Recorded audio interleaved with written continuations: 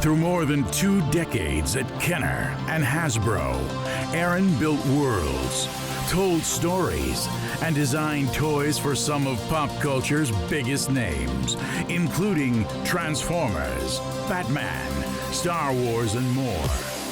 Join him as he explores the archives and tells you the stories of the creative process behind your favorite toys. This is the Toy Armada with your host, Aaron Archer. So we are back again for a very special Toy Armada with Aaron Archer, and I'm your host, Protoman. And this is going to be a special one because we're slowly coming up on the 20th anniversary of probably, in my opinion, one of the most important items to ever come out in Transformers, and easily, without a doubt, the longest running line of Transformer toys that still runs to this very day. But we'll get to that in a moment. First, Aaron, how you doing? I'm doing great today. So we got Aaron with us, and what we're going to be talking about today is November, December of 2023 is coming close as of this recording, and soon we will be celebrating the 20th anniversary of the 20th anniversary of 20th anniversary Optimus Prime, aka MP01 Convoy, the first masterpiece. It's kind of crazy when you think about it. It's quite an item. Yeah, but it's also crazy that, like, how long this line has lasted. You know, it's something where, you know, to a lot of Transformer fans, that's the pinnacle of collectability within our hobby. There's tiers of collecting. You know, there's the lower tier stuff, the basics, and then you get a little higher with the deluxes and the Voyagers and the leader class, and then you get into the more expensive stuff, and there's things here and there, but Masterpiece has always been the top. If you have a favorite character, you want the Masterpiece version of it, you know, and it all started here with this MP01 Convoy, aka 20th anniversary Optimus Prime. So Aaron, It came out in 2003, late 2003. We'll get into the specific numbers of it. But what year was it when this first started to even become the slightest idea of a thing that could happen?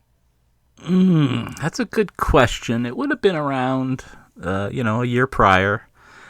I don't recall the exact time, but it was at a time where RID had been doing well, and I think Armada had launched and was on its way doing well. The commemorative product was probably at Toys R Us. Yep, 2001. Doing well. And we were well on our way to reestablishing the brands and the basics that we set out to do, 4 years in. So that's what I recall. We were at a point where the anniversary, Hasbro would always, and Kenner would always make a big deal of anniversaries if possible.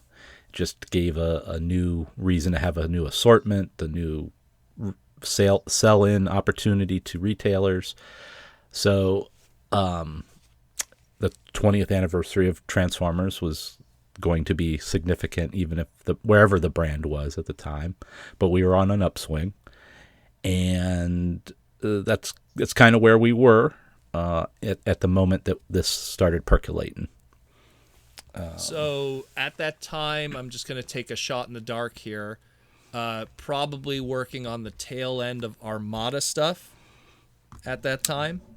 Yeah, behind the scenes, I'm saying. Behind the scenes. Yeah, even developing early Energon planning at this stage. Probably, yeah. We did so much pre-work in Armada that I was kind of ahead.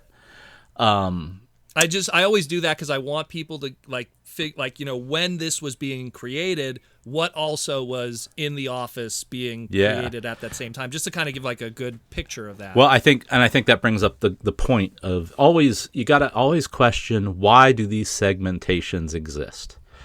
It's not for, there's a reason. So one of the big reasons that this, aside from the anniversary, was the same thing that a little bit of what alternators ended up serving was we couldn't really do the G1 characters very easily because of the licensing. Mm-hmm. In Armada, in RID, we had some of it, but that was retroactive, right, with the Lamborghini and the Benz and the Viper.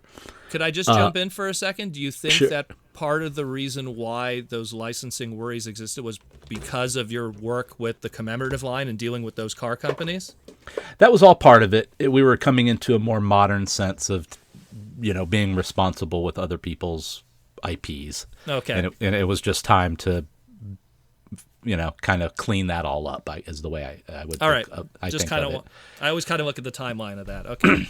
But in regard to Armada, we obviously couldn't afford licensed vehicles for that effort, given all the effort we were putting into features and the bells and whistles of the Minicon and everything. Mm-hmm. So I go with the if you can't fix it, feature it model. So if we can't do realistic things over here or license things, maybe there's an opportunity over here to look at doing something like that. So it was kind of those two points, an anniversary and if you can't do something, it gives you an opportunity to do it. Does that make sense? Yeah, totally. No. Okay. I am a firm believer in the wrong answer over here is the right answer somewhere else or down the road So that's where we were at the time. Had this incredible opportunity, and everyone was looking at those commemoratives and realistic vehicles going, man, it'd be cool to do that. So we put a very simple pitch together. I had a board that I had I believe it was a Pat Lee image of Optimus running towards the camera, and I think Roller was like in front of him. And there was I think that was a cover. It was like a desert scene behind. I know what you're talking about. So I to find that image. Yeah. I took that image because it was Optimus in G1 style, but dynamically acting, right? Most of the Marvel comics at the time and some of the other Pat Lee art didn't convey Optimus in action very well, I would say. So that particular image of him running towards the camera and really deep knee bends and arm, kind of classic superhero pose, really, helped sell that in. And I partnered that with an image of G1 Optimus scaled up to 12 inches. That is all I did. I put a Pat Lee image that looked like a dynamic G1 Optimus, partnered with an upscaled picture of the front view of G1 Optimus. And before I could present it to Brian Goldner, he looked at it. He knew immediately what we were trying to do. And he gave me, he said yes, and he gave me the money I didn't even ask for to make it. He saw it immediately as a prestige opportunity, a firm flag planting, like this is premier stuff we are dealing with, and we have the opportunity to do that. And I would say that is the first time I worked on an honest-to-God collector toy at Hasbro. Well, and especially considering what this was going to MSRP for. And what so he gave me at the time. He gave me the A price. So the A price is the price I actually have internally to spend on this item. Okay? The budget. It's not the retail price. It's not the margin price. It's how much money do you have to spend on this total item. That includes packaging development. That includes all the parts, all the twisty ties, the whole package. But everything A to Z. Yeah. And it was a higher A price than I had been given on any item, especially an item that did not have particularly high licensor partnerships. Well, especially. So I had. Well, I just wanted to say, especially considering up to that point, right? Supreme Armada Unicron is a $50 item in stores right now, as of that moment, right? Yep. And there hasn't been anything in Transformers in the recent anyhow. You could probably really go back all the way to Fortress Maximus, but you're talking at that point more than 15 years ago. It was as high as Unicron, $50. This thing was going to retail for 75 USD. So I can't even imagine what your budget was at the time. It was probably very high. It was crazy high. I'm Yeah. almost honestly an embarrassment of riches in the toy game, as it were. Considering I have talked in other podcasts about how frugal Batman was, and how we reused products and only had 15 paint operations often on Batman, and to be given an A price that I was given, I can't talk numbers, of course, but Yeah. it was wild. And that is, as we go down the list of features, Oh yeah. We just will. keep that in mind. I don't want to list them out prior to you getting to it, but let's keep all this in mind as we go through this stuff. I had the money to really put into this item in a way that you don't see anymore on any other products. So how is the team assembled for this? Because you're a designer on this, and we also have Kobayashi-san, Hinori Kobayashi, and Shogo Hasui that's involved with this creation.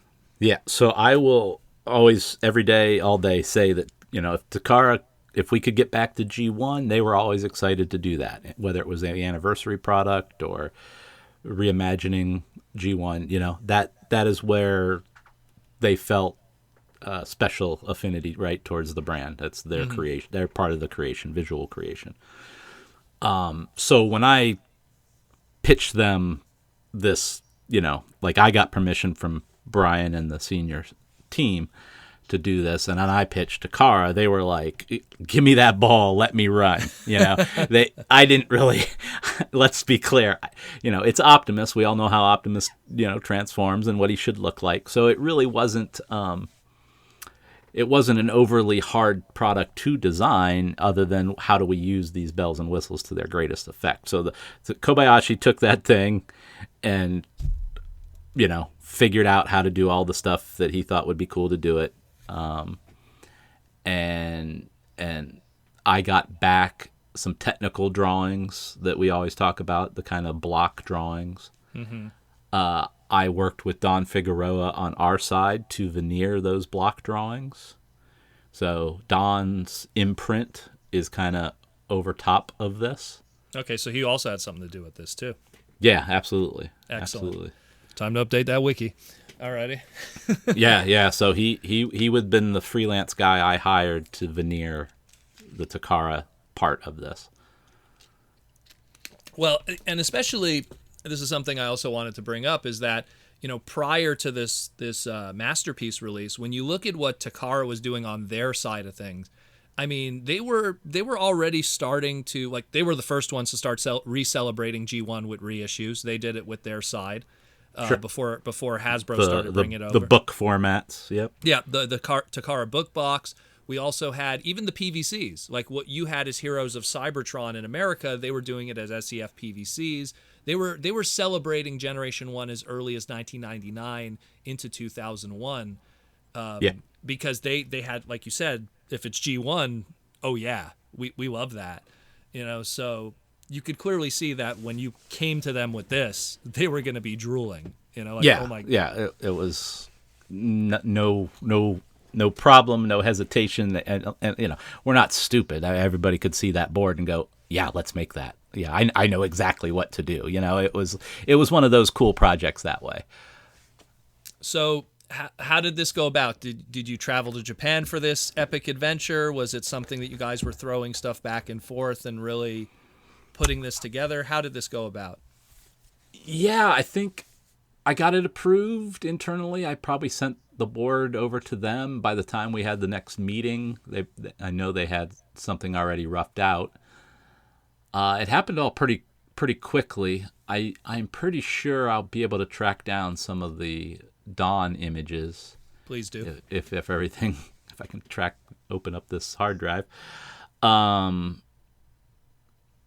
And so it went really smooth, I think at this point, the decision was what kind of features do we want to put into this thing, and how to spend that money most efficiently.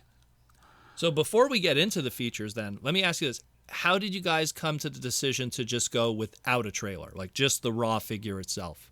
I guess packaging space. Packaging like space, and for internally, a trailer is just a big pain in the butt. It's a big box.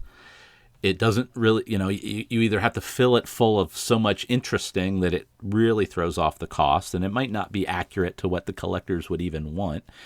And the idea of selling a big empty trailer just is not Hasbro's mentality. and you had this great budget. Why waste it on that big block? Yeah. So the trailer on our side was never considered. That just was kind of hollow calories. It'll come up later. Yeah. And we knew. We knew Takara would do something. After it would be proven, it would come up. Yeah. I have the cardboard version. Oh yeah, that's the way they fix that. So we have two versions essentially that come out of the gate. We have the Hasbro version, which is called 20th Anniversary Optimus Prime, and we have the Takara version, which is called MPO1 Masterpiece Optimus Prime. They put that MPO1 because they probably felt, that we got something here for the future. The release dates are very close together. Japan being Japan, they could always put it right down to a number. MPO1 Convoy Optimus Prime came out December 11th, 2003. And in America, the very first sightings of the 20th Anniversary Optimus Prime started shipping the week going into Christmas of December 21st to the 26th. There's multiple sightings across the US and Canada that week in 2003.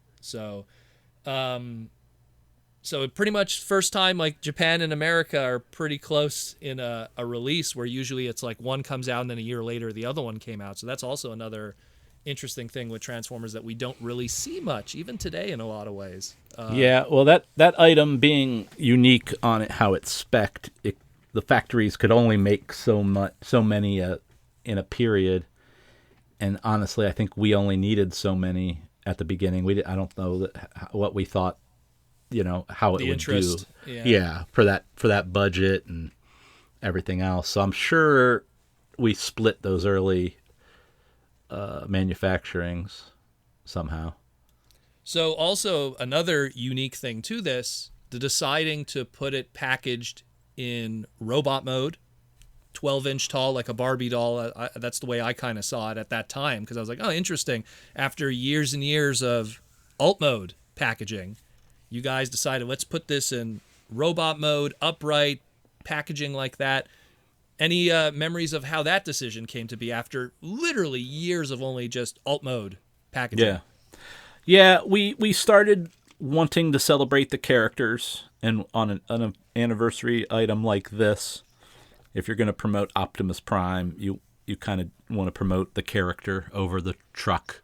Mm-hmm. And so that was the beginning permission to kind of go in that direction, as we were constantly in the background pushing for these things to be stronger characters, because we knew movies and better cartoons and things were down the road.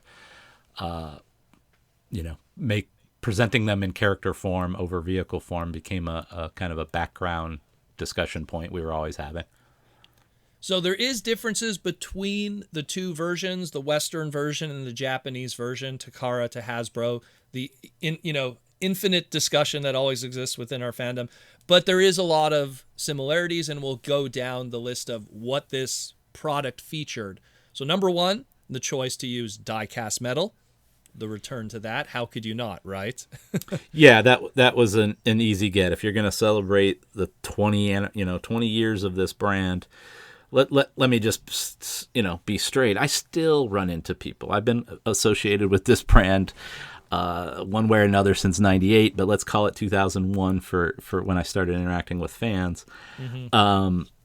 I still, from then on, run into people that come to me and go, well, if it doesn't have plastic rubber tires and die cast, it's not really a Transformer to me.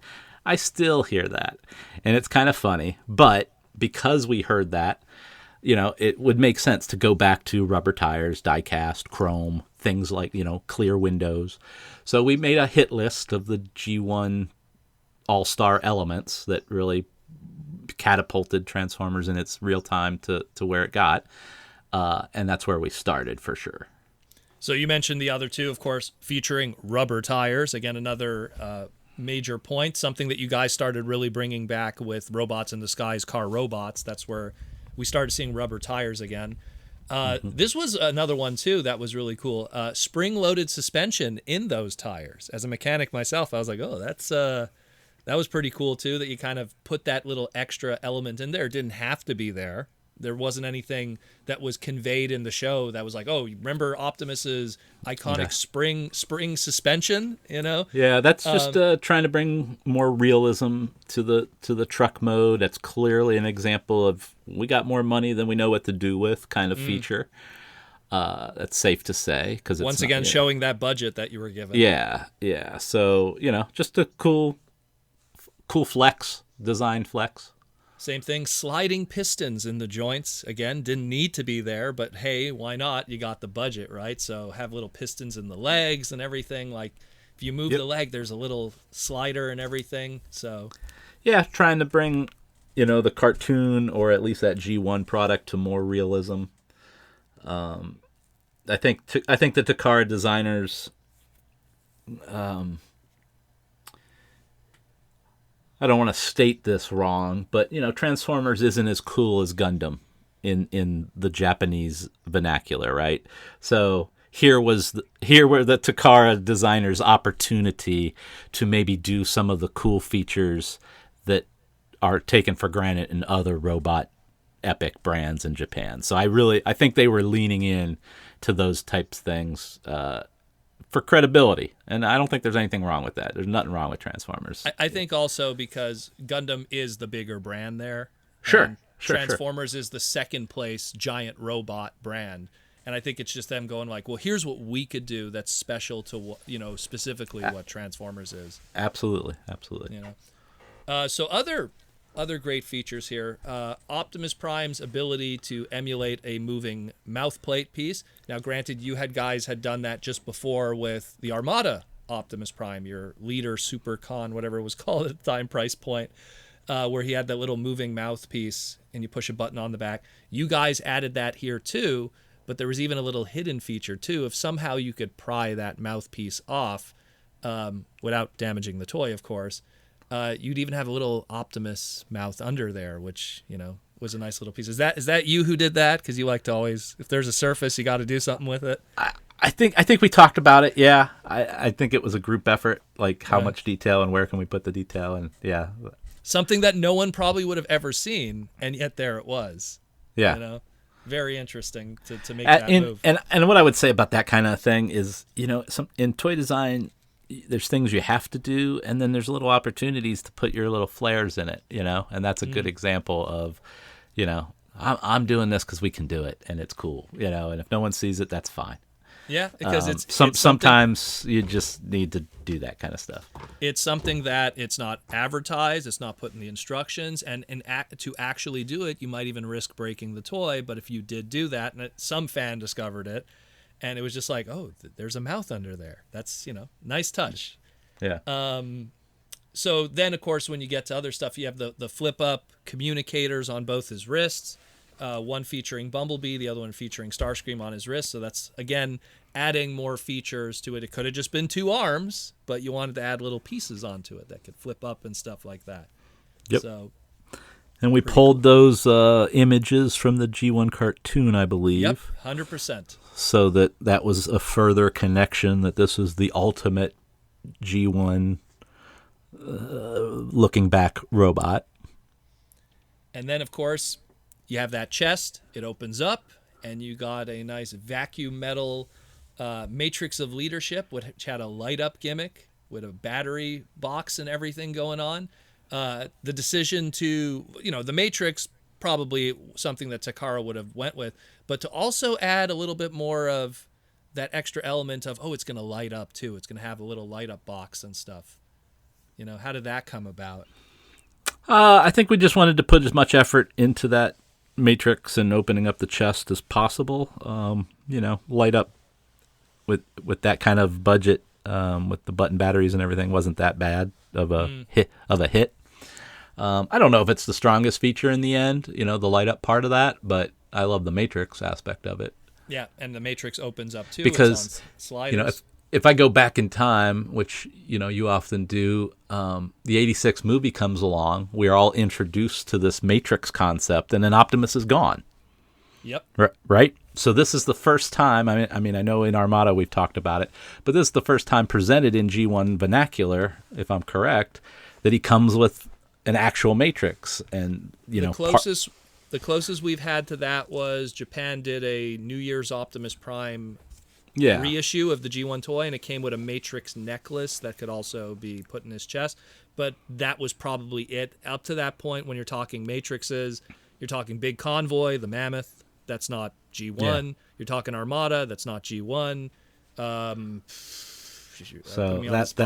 So that whole thing was set up back in the '80s, and in my mind, we're finally kind of paying it off. Well, definitely in the West, for sure. Yeah. So that was cool, and just fun to do. Yeah. So also his accessories. So outside of that matrix of leadership that I just mentioned, he now comes with his, what at the time we called it his laser rifle. This is the first time ever, I only realized this recently, the first time ever the ion blaster was ever coined as a term was through this 20th anniversary Optimus Prime. And that term has stayed with this character since. His gun was called the Ion Blaster. That was included. This thing, when it first shipped, came in gray plastic, and then later assortments had a black recast. Do you remember that, and do you remember why that happened, if so? I do remember it changing and approving the change. I don't recall the reason for the change. Because the black repaint is indeed more screen accurate. I think that's the reasoning behind it, but I'm saying maybe from your end, Yeah, I think if this is going way back in the memory banks, I have a vague recollection of what I thought I spec'd for the darker gray, which I often spec'd a dark gunmetal, came out a little too light, and I just said, heck with it, make it black kind of thing. Yeah. That I don't know, that I have a vague recollection of something like that. It makes sense when you think about it. Like for them to actually do a change, it's probably like, you probably spec'd that gray and it didn't come out how you'd hoped, but it's already too late at that point. So when we get a chance to do a later assortment, we'll do it right the next time. Yeah. So that kind of makes more sense when you think about it. Translucent orange Energon axe included with him that could be plugged in on either wrist if you retract his fist. That's a nice touch that you guys included that too, because that's so iconic to that character at this point. Yeah, and that was that the first time we've done that outside of like the PVCs? Yeah, I was about to say outside of the PVCs, which was the first time that was included. I want to say yes. I'm part of my brain's going putting it on you today. Yeah, part of my brain's going, was there a Wonder Festival one-day license kit or something, but I'm going to have to say yes. Because I don't think there's a G1 reissue that predates that came with it, for sure. So that probably was the first time. Yeah, for sure. Should have thought that one. So you can see where we're, and then the next thing you'll talk about, I'm sure, we're throwing all the classic imagery in, the classic gun, the classic, axe, which is, kind of more sentimentally classic than memorable classic. But, and then it comes with Megatron. And then also, and this is a nice one too, a non-transforming gun mode Megatron with removable stock, silencer, and scope. So even though this item itself is a non-transforming Megatron, it still has those little play elements that the full-size Megatron toy had, where it had those removable Walter P38 elements on it, the stock, the silencer, and the scope. Yeah. So and that I remember being, this is a classic Archer cheeky kind of answer to a bigger issue. We had Optimus. We didn't know if we were going to celebrate any Decepticons. We didn't know if there was going to be an MP2 at the time. Could be just a one and done. Yeah. And we knew the complications associated with gun Megatron if we ever attempted it. Now Takara certainly did, but that wasn't going to be something I ever accessed. Yeah. So at the time, I believe putting this Megatron symbolically in there was a way to nod towards the bigger the bigger story and the irony of how Megatron used to turn into a gun that robots could hold, as well as turn into a giant robot that was bigger than them. So I kind of had fun with that concept. I just imagine you back in like 2004 at BotCon, a fan going up to you. So when are you doing Masterpiece, Megatron's like, but you got it. It was in the box. Yeah, a little bit. You got it right there. I can just imagine you doing something like that. But yeah, and again, the fact that it has the removable pieces too just adds a little more of a play element to it. So that was cool. And again, Optimus in the show, as well as Starscream and Soundwave, held Megatron in gun mode. So it's something that has that connection to the cartoon too. It's not just, hey, here's Megatron in gun mode. No, it's actually something that was in the show. Another thing too that was a nice like pack-in bonus in a lot of ways was the packaging itself. So the outer packaging was very nice. It had that G1 grid pattern kind of look, a translucent Autobot logo on the top of it, which the packaging itself, I'm again, this is a credit to your budget. Clearly, you were allowed to really go all out with just even the outside packaging, the 20th anniversary.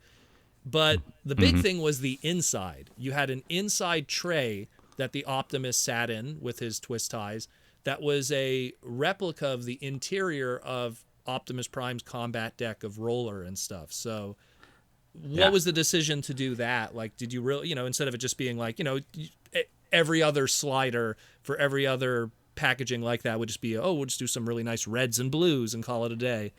Yeah. I think this was my idea. I think everybody was open to whatever at that time. What none of us could anticipate fully at the time is some of the backup tray and kind of darkness in general with that package that you can't fully appreciate that illustration in the background. Had I known that, I'm not sure I would have advocated for the illustration, but it was another way to bring some of that classic element of Optimus, G1 Optimus, into this item. So you often see the trailer put on its end with the arm, kind of over top doing some kind of diagnostic on the robot, Yeah. And that was what we were replicating there, the stand-up trailer version of what's going on in the G1 feature set. Marcelo did the illustration. Oh, very nice. Okay, I didn't know that.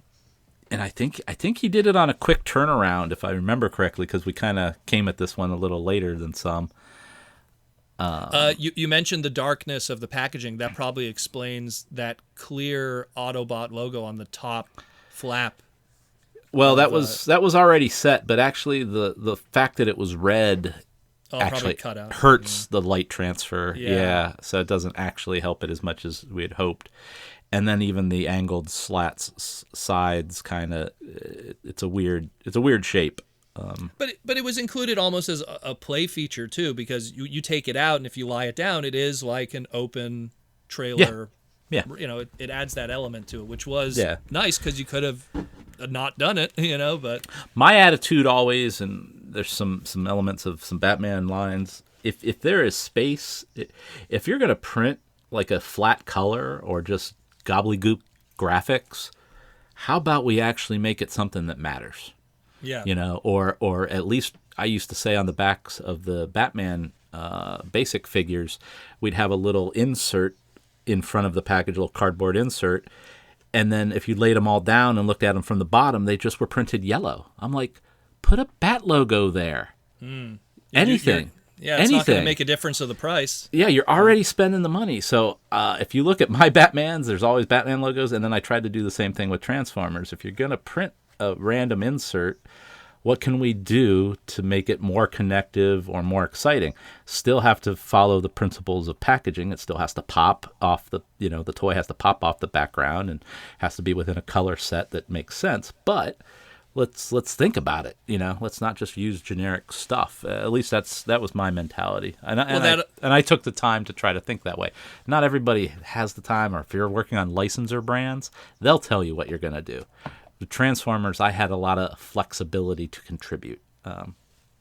And that goes into, you've said before, like sometimes when you have a surface, even with a toy, sometimes you want to put a little something there. You always bring up Armada Jetfire with the internals of same the belief. space shuttle. Yeah, same thought process. Absolutely. So another difference here is, so here's where we have the separations from the Japanese version to the American version. So you guys went with kind of like a weathered, battle damaged kind of look for the Hasbro release. Obviously, we could talk about the smokestacks. They're shorter on the American version, but that's more from a safety standpoint. That's something even the reissues had to deal with in the modern era of the 2000s. But the choice for the battle damaged kind of look, the weathering, the scorch marks, where did that come from? Did you, as opposed to doing something that would just been the raw product itself? You know, I think at the time that was our flex to show that we were making it more real. I know that sounds a little odd, but like a shiny, clean, perfect toy at the time, I think had a Buzz Lightyear quality to it. Okay, it looked like a toy. So Kenner particularly, and my mentors. So I ended up doing this a lot, and I talk about the deeper tones and stuff. You know, anything that was brightly colored and looked like a toy was not exactly how you wanted to do it. You know, so I think we just weathered things just to make it look less product-like. Okay.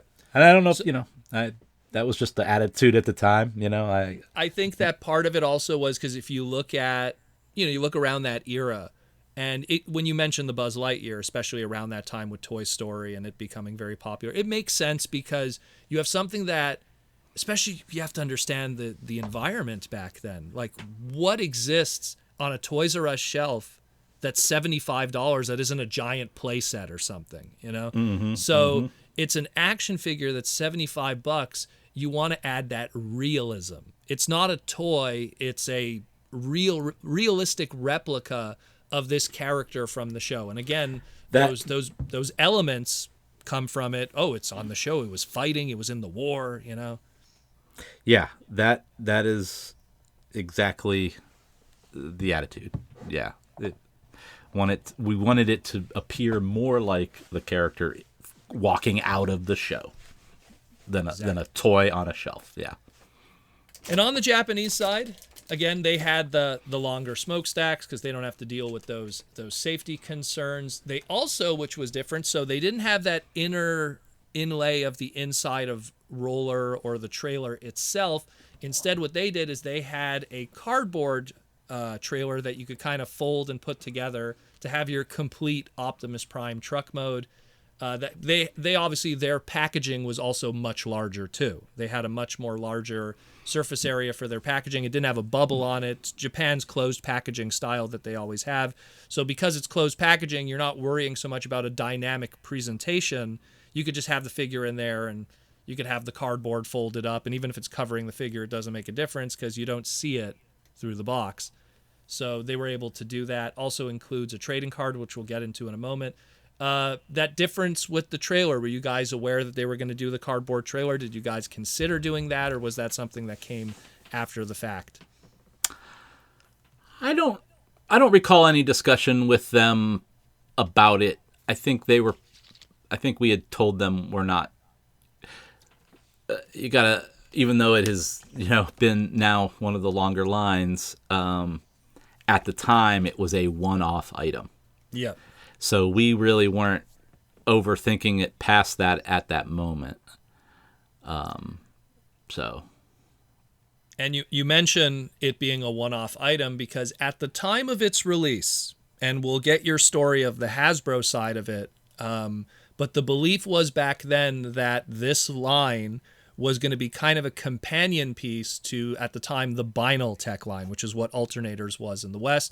The biggest telling element of that was in the trading card that we mentioned. The trading card that was included with the MPO-1 Convoy Masterpiece had a very similar style and look to that of the Binal Tech trading cards, a grid element to it that when you put them all together, it just makes sense because they were all the same line together. Much like if you looked at Superlink cards or Galaxy Force or G1, they had a certain look to them. So at the time, I think the Convoy was, oh, if you get this, this is to scale and works with your Binaltech figures. Was that the same on the Hasbro side of things, would you believe?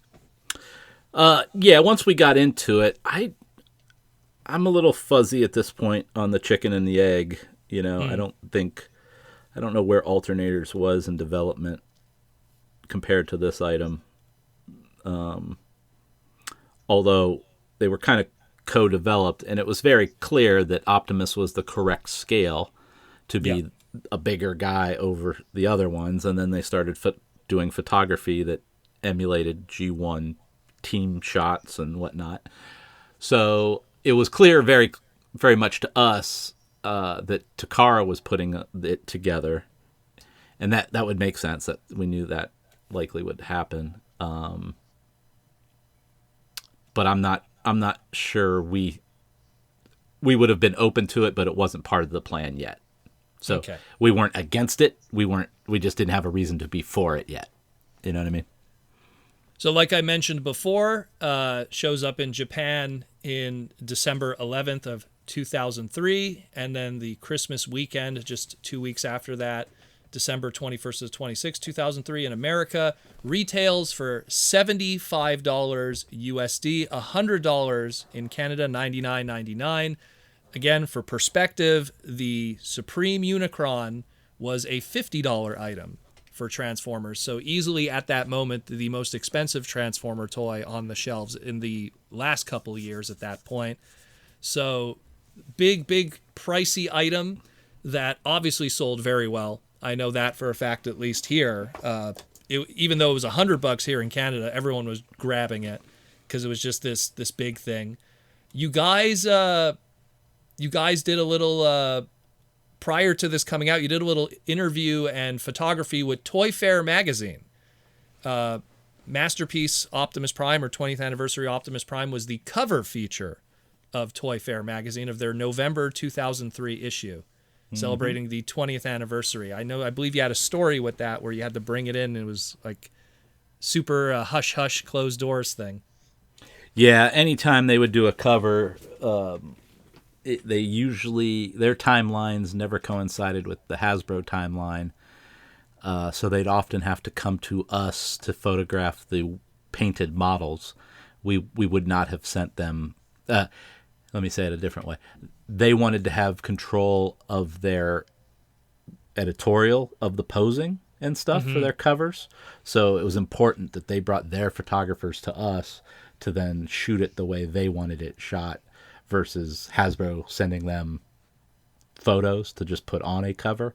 Yeah. So, but they would have to come to us because we would never send a production model, or, the prototype models, hand-painted models, to anywhere, that they didn't leave our facility.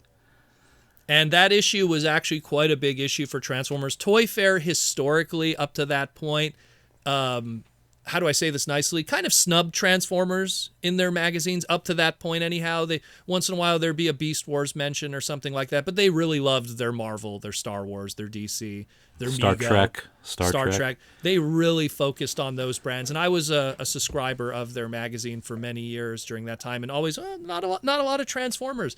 But with that issue, like that's a cover issue. Like he's featured on the cover, and under it, it's like new Energon cartoon, new alternator toys, the best Optimus Prime ever. Like that was a big Transformer issue for them from a magazine that historically didn't really feature Transformers that much and focus on it, unless it was from, again, the Marvels, the DCs, and the Star Wars and Star Trek. Yeah. So it's one of my. I think I have 4 or 5 Toy Fair covers. It's one of them. Oh, there's quite a few. I had a good run. Yeah, I had a good run. Yeah. I got Unicron, the aliens, and then I take claim. There's an Autobot logo one as well. I take claim to that one. Yeah. On my watch. Toy Fair magazine later that year would go on to proclaim that the 20th anniversary Optimus Prime is the best toy ever created. in a voting of all the different Toy Fair staff members, Brandon Hay, Brian Haseman, Matt, and the whole crew, voting over any Star Wars product, any Star Trek product, Marvel, DC, 20th anniversary Optimus Prime, the greatest toy ever created. This was in 2005. They did this, and it's on their website. You can't see it anymore, but if you use the Internet Archive, you could pull up that old website when it was still available. So some big claims there from a magazine that at one point was barely acknowledging Transformers. Yeah, that one was very cool. Like you said, Transformers always, people, I think everybody kind of like nods and go, yeah, Transformers are cool, but like the majority of the people are not as invested as, the people we know. Mm-hmm. So it was very cool to get that at the time, that kind of, more so we felt that we were making interesting collector toys, right? That, like I said, this was the first time that I remember feeling I'm actually making a collector product, and it obviously found its audience, which was very cool. It did. At the time. Yeah. Now, the success of this release would, of course, then lead to the entire Transformers Masterpiece line. Now, the way that it would be, I guess, marketed or packaged in America would jump all over the place. You'd get some Masterpiece products that were called commemorative. You get some that were just called Masterpiece. You get some that were, under the Generations emblem or the Universe 1.0.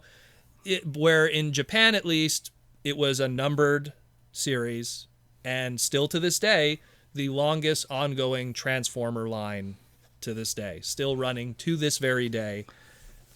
Again, 20 years we are celebrating the 20th anniversary. Yeah, we would have a trickier time selling in those one-off items as Takara started doing more Masterpiece. Mm-hmm. Which I know you don't want to go too deep probably into Masterpiece. We'll save that in the future for sure. But we would just know that Hasbro kind of saw them all as one-off items versus a line, right?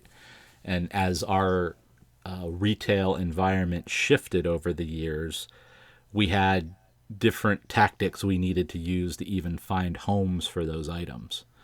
To integrate them. Yeah, and it unfortunately the American side of all that is a little more complex than how the Japanese are able to roll it out in their market, which didn't help our execution of Masterpiece over the long haul. But again, that could be for a later in-depth. Oh yeah, that is a animal with many different faces. It's very funny. Like if you lined up all the Western releases of Masterpiece, there's so many different color elements and packaging elements. It's like it's almost we would throw in voice boxes and logos. It's almost not like it's as if they weren't even part of the same line. It's no, they're really opportunistic exclusives in the U.S. side of things, global market side of things, versus a cohesive line. It's almost like a very cool. Well, if you buy this much stuff and you do these kinds of things, we got this exclusive we can give you. Oh, yeah, that sounds great, Yeah. So it was a tactic versus a line at times. So this mold would go on to see in total 9 different versions, as it is with Transformers. Are you counting the Bape version too? Oh no! Amazingly, Bape didn't do this one. They didn't do the big one? Okay. They did the MP10. That was the later one. But there is plenty. So, of course, we have the 2 that we just mentioned, the Takara version that came out in December 11th of 2003, and, of course, our 20th anniversary that came out just a few weeks later in 2003. Afterwards, Takara being Takara, they did a lucky draw MP01 Convoy in gold chrome. Could be considered an homage to the Golden Lagoon episode, but they've also done gold chrome stuff of every other character. So only 20 of these exist. This came out in August of 2004. So they did a nice little gold chrome version. The next one that we saw of this mold would actually be the second MP release, would be MP02 Ultra Magnus. This is when they started going, well, hey, every time we have an Optimus, we paint it white. Yeah. We got an Ultra Magnus. Partial Ultra Magnus. Yeah. So this one came out in March 24th of 2005, and the only thing that's different from that of the Optimus Prime one is the Japanese version. The cardboard trailer that came with it was not that of the Optimus Prime trailer, but now something that emulates Ultra Magnus' style of his trailer. And that was in 2005. In 2006, a year later, they did the MP4S Convoy Sleep Mode. That's literally how they list it. That's when Optimus Prime died and he turned gray. So that came out in June of 2006. So it's just the same Optimus, but now in gray to emulate when he passed away and he turned gray. They call it the Sleep Mode. Also in 2006, later that year, Hasbro would release the 20th anniversary DVD Masterpiece Optimus Prime. This was done to coincide with Sony's re-release of the Transformers the Movie 1986 20th anniversary set. What was different about this one was it came with pretty much the same stuff, but it came with a matrix stand, that a sculpted matrix stand where you pushed a button on the front and it said lines from the movie, but not by Peter Cullen, but Hasbro in-house voice actor Ron Hayden.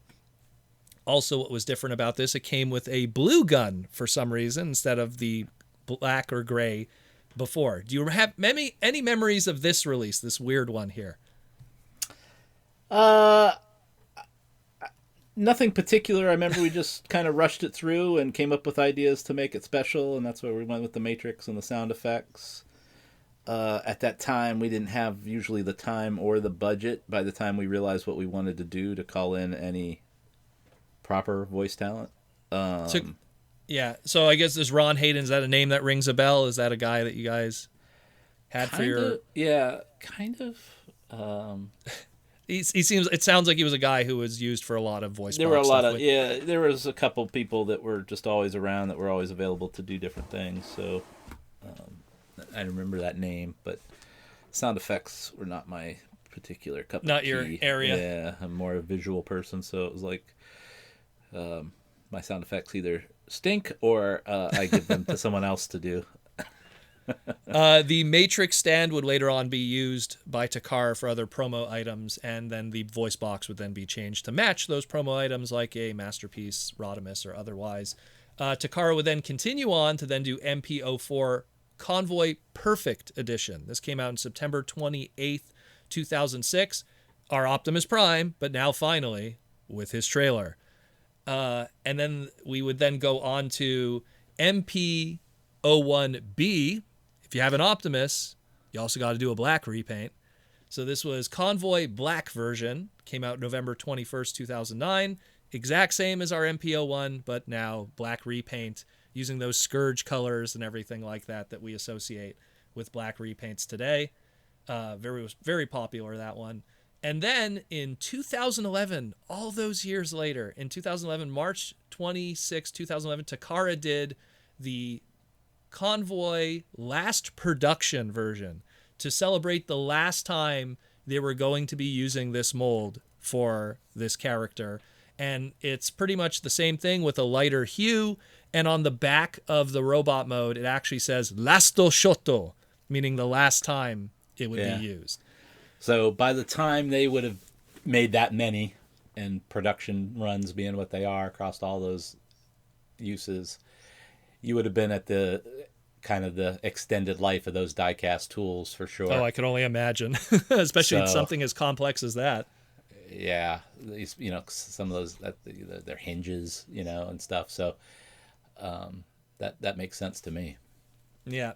So, and that was pretty much it for it, of that character. So like we said, after the success of this one, it would then lead to the explosion of Masterpiece. And just like I always say, when a fan wants the best version of a character they love, they want the Masterpiece version. So all I want to ask pretty much is, after the success of this, was Brian and the crew happy over there at Hasbro? Did Takara go, we want to make more? Like, what was the result of it in the end, do you think? It did all those things that it was supposed to do. So it gave us a prestige item to direct people towards, kind of cultivate our collector audience, cultivate just a cool guy audience. whether that was the Hollywood people we were talking to or the comic book or whomever partners we wanted to speak with. We had an item that started to transcend toy, right, and get into some of this other stuff. So it definitely was created to do that stuff, and it worked. Didn't know that it would set off in motion kind of this prestige G1 2.0, but that's cool that has happened. Transformers eras are all over the place, but there's some tried and true ones, and that G1 era is always cool to go back to. So that's cool. Well, it's like you said, it was the first time it wasn't a Transformer toy, but a Transformer adult collectible that was available in the open market like that, as opposed to a statue. And so let's talk about that a half second. Like, I started in the toy business in 95, late 94, and until 2002, it was verboten really to say collector. Collector was the equivalent of goofy guy in his mom's basement. Not where anyone at the toy company sought out dollars. That was ancillary and great if other people bought it, but we're targeting kids, we're targeting moms, we're targeting opportunistic windows around launches of movies and things. This was really the first time I interacted, even on Star Wars Episode 1 and stuff, with some of the pre items that came out, like the STAP and stuff. Those weren't considered collector items. Those were like launch items or, excitement building items. They weren't collector per se. So it definitely started, the world obviously was shifting at this point that I was And this was an item that wasn't made to promote a movie or to promote a TV series or to promote anything. This was strictly a nostalgia, hey, remember this guy. And not only is it, hey, remember this guy, but this is going to be the most expensive item. Well, it was like, if you remembered that guy, here's the ultimate version of him. Not unlike I talk about G.I. Joe Resolute, the cartoon, being the ultimate version of the old school cartoon. Mm-hmm. It was a tactic we kind of used, even Generations, right? Kind of a tactic where you could always go back and go, hey, here's a better version of what you remember. And 20 years later, everyone still remembers it. So it's quite a celebrated item. I remember you signing quite a few of those. Yeah, I've signed a lot of them. It's amazing how heavy that item is. It is, yeah. People carry it around. Yeah, it's a cool item. We didn't even talk about like the vents on the shins moving. Oh gosh, and the little kind of BS features, I would say. Well, that's what's amazing is that the amount of money that was put into something that really wasn't to promote anything, which is crazy when you think about that. But it was a vanity project that Hasbro had to make to be able to then go to a Michael Bay or someone and go, no, we make cool stuff. We have stuff that is valuable. We have stuff that fans will pay top dollar for and support. We have characters that have rich histories, and we honor that history. It was a way for us to show we were more than a toy company, that we honored our characters, that we could celebrate our characters and we knew what they were about, and that we had the ability to call up this latent memory. I wouldn't call it a fan base when we were talking about it, but we could rekindle something that was big in the 80s. And so it was important to the company, even though you're right, it wasn't promoting a cartoon or anything. It was really promoting us. Well, it makes it sound like almost you were like building this big resume that you were going to be bringing to Hollywood one day. It's like, hey, we have this comic book. It's the #1 selling comic book from Dreamwave. We have this toy line. It's selling well. We have this, we have that, and then look at this. It's all a continuity of getting back to basics, reestablishing Autobots, Decepticons, our core characters, in an effort to take them to new places. We might not have known it was a movie. We didn't know about what video game partners or comic partners would come down, but we were building cool thought processes to get us there. So this was a big item for that, for sure. And it was a big part of it. Anything else you want to say before we close this one up on Masterpiece MP01 Optimus Prime Convoy, a.k.a. 20th Anniversary Optimus Prime? No, just awesome item to be a part of. I mean... Amazing item. And I'm glad to hear some of the other people that were involved with it that don't get celebrated that were a part of this, too. So hearing about Marcelo and Don Figueroa even being involved in a small way, that's pretty cool. Mm-hmm. That's pretty cool. So anyways, guys... let us know what you think about MP01 Optimus. Did you buy it back in the day? I know I did. I remember it actually had an end cap at Toys R Us, oddly enough. They were very happy to have that. Mind you, again, it was as large as a Barbie doll in terms of its proportions for the packaging. So great stuff. Anyways, guys, thank you for listening. This is once again the Toy Armada with Aaron Archer. Aaron, thank you for coming and taking us down memory lane of the 20th anniversary of your 20th anniversary item. No problem. Yeah, isn't that wild? Yeah. Yeah. Take care, guys. We'll talk again real soon. My name's Protoman, and again, this is the Toy Armada with Aaron Archer. We'll talk to you in the near future.